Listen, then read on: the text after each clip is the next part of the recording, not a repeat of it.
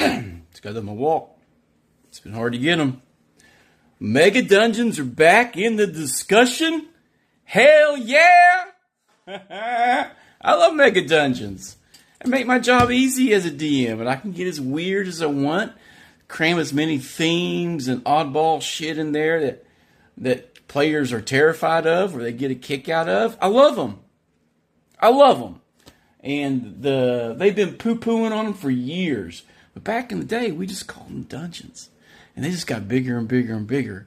And we didn't realize we was making mega dungeons. But by modern standards, any 1980s DM who made a dungeon was making a mega dungeon compared to what they make now. The whole 5-room dungeon concept, garbage. Fucking garbage. That is being over cautious. Just being a bunch of pussies. That's what that shit is, to be honest. I dig a Mega Dungeons.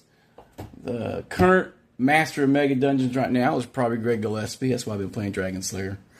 The best ones out there. Barrel Maze by far. It's a linear approach to a dungeon crawl, which is kind of neat.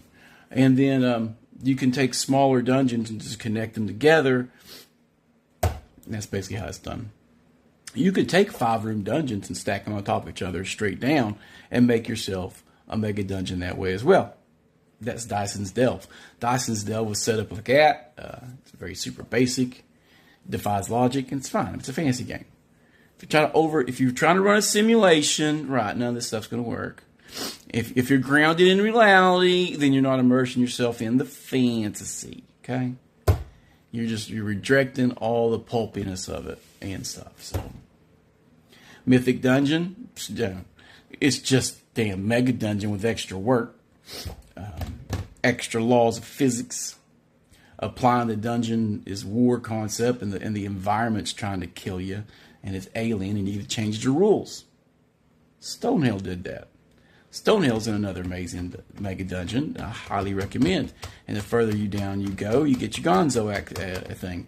Your top 5 is standard, and as you go deeper and deeper, it gets weirder and weirder for a reason. I've yet to have players discover why. Because they all die. That's what happens, people. You delve too deep, you disturb the ball rock. You delve too deep, you overextend your resources. You delve too deep, you can't get out quick. And you die. You become skeletons in someone else's dungeon. Your fat loot is someone else's honeypot. Sorry about your luck, son. You dead. There ain't no respawn. Oh, I'm so thirsty. But I'm glad to see Mega Dungeons coming back into it. Maybe we'll see more. Maybe we'll see more out there.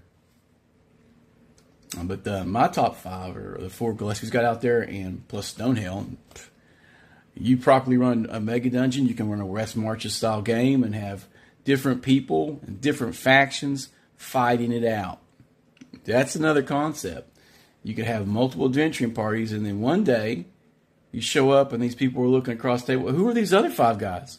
Oh, they're the other adventuring party that you're going to be engaging today. What?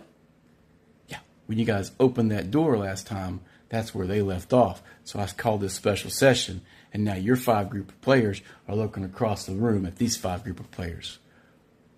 What are you guys doing?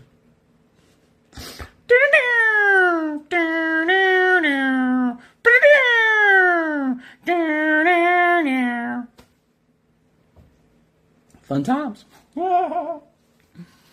But yeah, and I've been working on some sub-level stuff to cram into Stonehill here lately. I've been sick for a couple weeks. I've not really had much energy. My webcam bit it, so I've been not streaming as much and doing other things.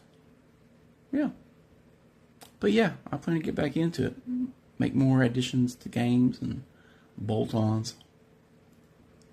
It's going to be fun times. But Mega Dungeons, back on the menu. Do the delve. Do the dungeon crawl.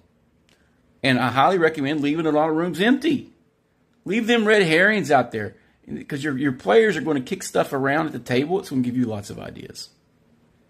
And act on it. Have fun with it. Torture them. It's fun. Later, guys.